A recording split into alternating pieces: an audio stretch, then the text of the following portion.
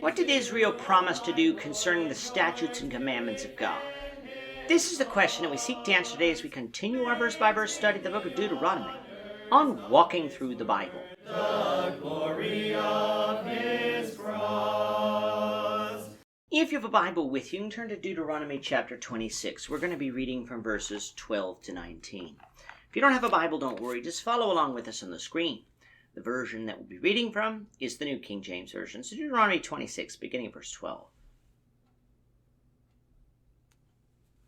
When you have finished laying aside all the tithe of your increase in the 3rd year, the year of tithing, and have given it to the Levite, the stranger, the fatherless, and the widow, so that they may eat within your gates and be filled, then you shall say before the Lord your God, I have removed the holy tithes from my house, and have also given them to the Levite, the stranger, the fatherless, and the widow, according to all your commandments, which you have commanded me. I have not transgressed your commandments, nor have I forgotten them.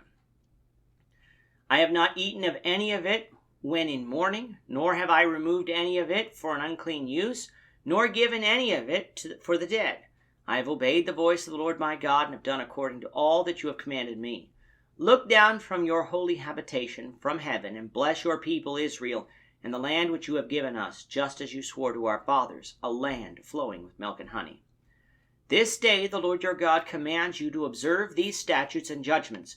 Therefore you shall be careful to observe them with all your heart and with all your soul.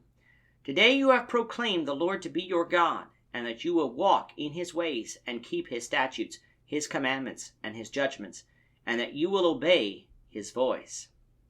Also today the Lord has proclaimed you to be his special people, just as he promised you, that you should keep all his commandments, and that he will set you high above all nations which he has made, in praise, in name, and in honor, and that you may be a holy people of the Lord your God, just as he has spoken. In today's lesson, we come to the end of the 3rd section of the book of Deuteronomy, the retelling of the law. In our last lesson, we discussed the offering of the first fruits of the land, which was to be done following Israel's settling in Canaan. This was a special first fruits offering, as first fruits were always commanded to be given to the Lord in other places in the law. What we have here in verse 12 and onwards is the solemn declaration of Israel that they have obeyed the Lord's commands. At the end of every 3rd year, in relation to the sabbatical year, Israel was to set apart its tithes in their cities in order for the fatherless, widows, poor, and Levites to eat. We saw this back in Deuteronomy 14, 28, and 29.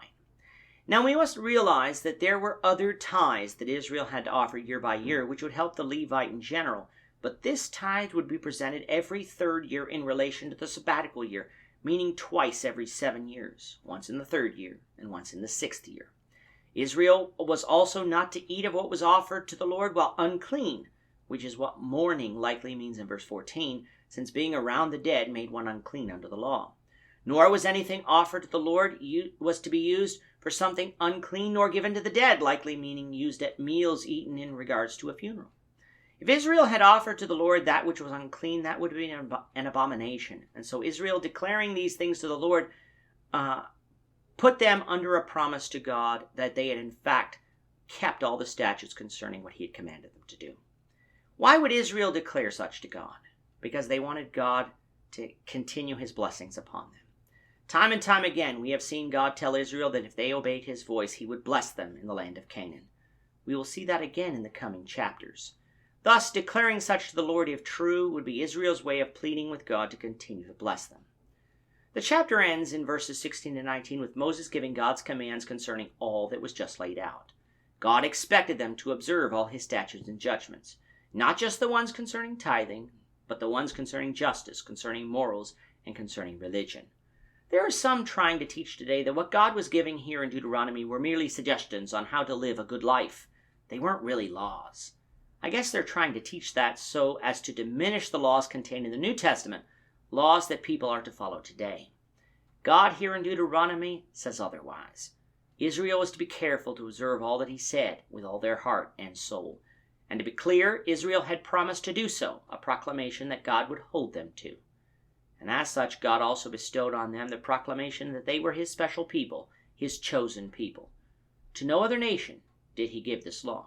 To no other nation did he promise land, and to no other nation did he promise that through their seed the Messiah would come.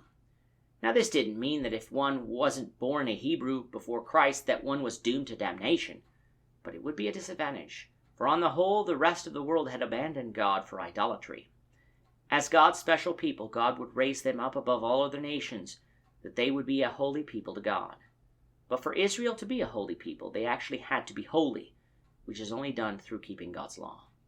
As we enter into section 4 of Deuteronomy, the Lord willing, in the next lesson then, we're going to come to the sections containing blessings and cursings.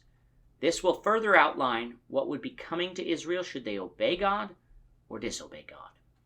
With that, our time is up for today. The Lord willing, we hope you'll join us for tomorrow's discussion of Deuteronomy chapter 27, verses 1 to 10, as we continue our walk through the Bible, one verse at a time. Thank you for watching today's episode.